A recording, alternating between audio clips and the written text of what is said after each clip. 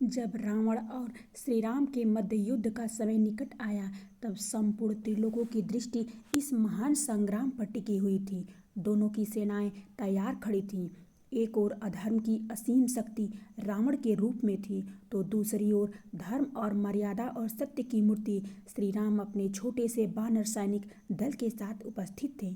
यह युद्ध केवल धनुष बाण का युद्ध नहीं था, बल्कि यह धर्म और अधर्म, सत्य और असत्य तथा मर्यादा और अहंकार का टकराव था। कथा कहती है कि युद्ध से पहले श्री राम अत्यंत गंभीर हो गए। उनके नेत्रों में करुणा और दृढ़ता दोनों साथ दिखाई देती थी। वे जानते थे कि यह युद्ध केवल उनके और रावण के बीच का नहीं है, बल्कि संपूर्ण सृष्टि का संतुलन इस युद्ध के परिणाम पर निर्भर करेगा। इसी गहन विचार में डूबे हुए श्री राम ने निश्चय किया कि विजय प्राप्त करने के लिए केवल बल ही पर्याप्त नहीं है। इसके लिए देवताओं का आशीर्वाद, साधना की शक्ति और ईश्वर की शरण भी आवश्यक है। इसी भाव से श्री राम ने एक विशेष व्रत धारण किया। उन्होंने अपने भीतर की सारी इच्छाओं, मोह माया और सांसारिक सुखों को त्याग कर एकाग्रचित्त होकर इस व्रत का पालन किया। समुद्र तट पर बैठकर श्री राम ने तपस्या आरंभ की। समुद्र की लहरें उनके चरणों को स्पर्श कर मानो उनकी साधना का साक्षी बन रही थी। वायु स्थिर होकर श्री राम के जप का संगीत सुन रही थी। हनुमान जी और वानर सेना दूर से खड़े होकर इस रहस्य को देख रही थी। परंतु किसी को भी ज्ञात नहीं था कि श्री राम कौन सा व्रत कर रहे हैं और किस उद्देश्य से कर रहे हैं। श्री राम ने पूरे मनोयोग से उस व्रत के नियमों का पालन किया। वे प्रातःकाल स्नान करके संकल्प लेते, दिन भर ध्यान और जप में लीन रहते और रात्रि में शांति से बैठकर ईश्वर का ध्यान करते। उनके मुख से केवल भगवान शिव और विष्णु के पावन नाम निकलते। इस तपस्या का प्रभाव ऐसा था कि देवताओं के लोक में भी आश्चर्य का वातावरण छा गया। देवगण आपस में चर्चा करने लगे कि धर्म स्वरूप राम स्वयं ईश्वर के अवतार हैं, फिर भी वे यह कठोर व्रत क्यों कर रहे हैं। युद्ध भूमि की तैयारी चल रही थी, परंतु श्री राम का मन उस समय केवल भक्ति और व्रत में स्थिर था। लक्ष्मण जी भी सोच में पड़ गए थे कि उनके बड़े भ्राता का यह व्रत किस उद्देश्य से है। वे पूछना चाहते थे, किंतु श्री राम की गंभीरता देखकर मौन हो जाते। हनुमान जी बार बार मन में यही विचार करते कि श्री राम का यह रहस्य केवल अंत समय पर ही प्रकट होगा। समय बीतता गया और श्री राम का व्रत और कठोर होता गया। उनकी तपस्या की गूंज त्रिकाल में फैल गई। देवता, ऋषि और यहाँ तक कि समुद्र देव भी श्री राम की इस साधना को देख भाव विभोर उठे। व्रत पूरा होने के बाद श्री राम के मुख पर एक अद्भुत आभा छा गई। उनके तेज को देखकर ऐसा प्रतीत हो रहा था जैसे सूर्य स्वयं उनके नेत्रों में चमक रहे हों। त्रेता युग की वह अद्भुत घड़ी थी जब मर्यादा पुरुषोत्तम श्री राम सत्य और धर्म के प्रतिमान अपने वनवास की कठिनाइयों और सीता के हरण के दुख के बाद लंका के तट पर पहुँचे। वनवास का समय कठिन और लंबा था। उन्होंने अपने पिता के आदेश का पालन किया, राजा का सुख त्याग और जंगल की कठोर परिस्थितियों में रहने का संकल्प लिया। उनके साथ लक्ष्मण और सीता थे, वानर मित्र भी उनके साथ थे, परंतु उस समय उन्होंने अपनी सबसे बड़ी परीक्षा का सामना करना था, रावण, जो अत्यंत शक्तिशाली, चतुर और दुष्ट था।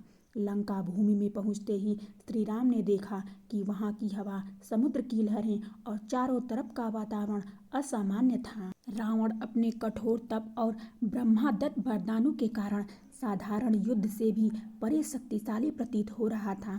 उसके पास असंख्य अस्त्र थे, न केवल सामान्य अस्त्र, बल्कि वे दिव्य अस्त्र थे जो ब्रह्मा और अन्य देवताओं के वरदान से प्राप्त हुए थे। उसकी माया, तप और ब्रह्मचर्य ने उसे ऐसा बनाया था कि कोई भी साधारण पुरुष या साधन उसे पराजित नहीं कर सकता था। श्री राम ने देखा कि केवल धनुष बाण और युद्ध नीति से इस युद्ध को जीत पाना संभव नहीं है। यह युद्ध केवल रावण और श्री राम का नहीं, बल्कि संपूर्ण धर्म और अधर्म, सत्य और असत्य, मर्यादा और अहंकार का टकराव था। तभी श्री राम के मन में यह विचार आया कि उन्हें किसी उच्चतम शक्ति की आवश्यकता है, एक ऐसी शक्ति जो संपूर्ण ब्रह्मांड की संरक्षा कर सके, अधर्म का नाश कर सके और धर्म की स्थापना कर सके। वह शक्ति थी आदिशक्ति माँ दुर्गा। श्री राम ने गहराई से विचार किया और तय किया कि उन्हें नवरात्रि जैसा अनुष्ठान करना होगा। यह पूजा केवल समय से पहले की गई एक विशेष साधना थी जिसे अकाल बोध कहा जा सकता है। उनका उद्देश्य केवल युद्ध में तुरंत विजय प्राप्त करना नहीं था, बल्कि संपूर्ण धर्म की रक्षा सुनिश्चित करना था। उन्होंने महसूस किया कि पुरुषास्त्र और सशस्त्र बल के साथ साथ भक्ति और समर्पण की शक्ति भी आवश्यक है।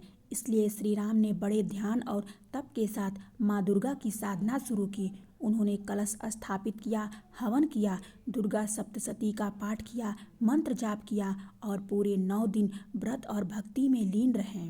हर दिन सुबह से लेकर रात तक उनका मन केवल माता के चरणों में था।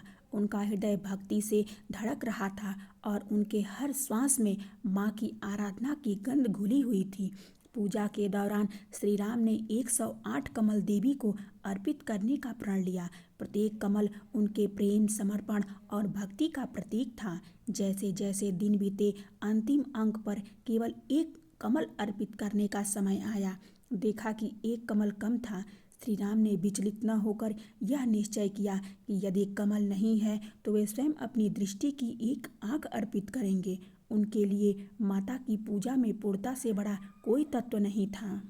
उनके इस त्याग और निसीम भक्ति को देखकर आदि शक्ति स्वयं प्रकट हुई। उन्होंने श्री राम को देखा और आशीर्वाद दिया कि हे राम, तेरी भक्ति और समर्पण ने मुझे प्रसन्न किया। तेरा संकल्प स्वीकार है। अब तू धर्म की रक्षा के लिए पूर्ण रूप से सक्षम है। इस आशीर्वाद ने श्री राम के भीतर दिव्य शक्ति का संचार कर दिया। अब श्री राम पूर्ण शक्ति और दिव्य सामर्थ्य के साथ लंका की ओर बढ़े। उनके भीतर असीम शक्ति, अद्भुत धैर्य और दिव्य आभा थी।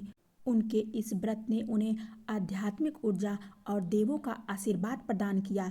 युद्ध की दिशा बदल गई और अधर्म की शक्ति रावण धीरे धीरे पराजय की ओर अग्रसर हुआ। उनके हाथों से रावण का वध हुआ और विजयदशमी के दिन धर्म की पुनः स्थापना हुई।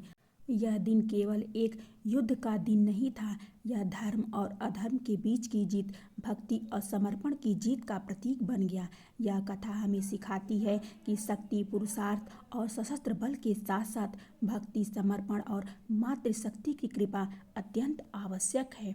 आज भी हम शारदीय नवरात्रि में कलश स्थापित करते हैं, दुर्गा सप्तशती का पाठ करते हैं, कन्या पूजन और दान धर्म करते हैं, तो श्री राम के समर्पण और भक्ति का यही संदेश हमें मिलता है।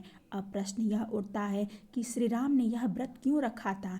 कुछ कहते हैं कि उन्होंने यह व्रत देवताओं की कृपा प्राप्त करने के लिए किया था। कुछ कहते हैं कि यह व्रत धर्म और मर्यादा की रक्षा के लिए था और कुछ मानते हैं कि यह व्रत अपनी आंतरिक साधना का हिस्सा था। किंतु इसका वास्तविक उद्देश्य क्या था, यह जानकर हर कोई विस्मित हो जाता है। श्री राम के समर्पण और माता दुर्गा के आशीर्वाद से धर्म की विजय हुई, रावण का नाश हुआ और संपूर्ण त्रिलोक में शांति और संतुलन पुनः स्थापित हुआ। यह केवल युद्ध की कथा नहीं थी, बल्कि भक्ति, तपस्या और निस्वार्थ समर्पण की अद्भुत गाथा थी।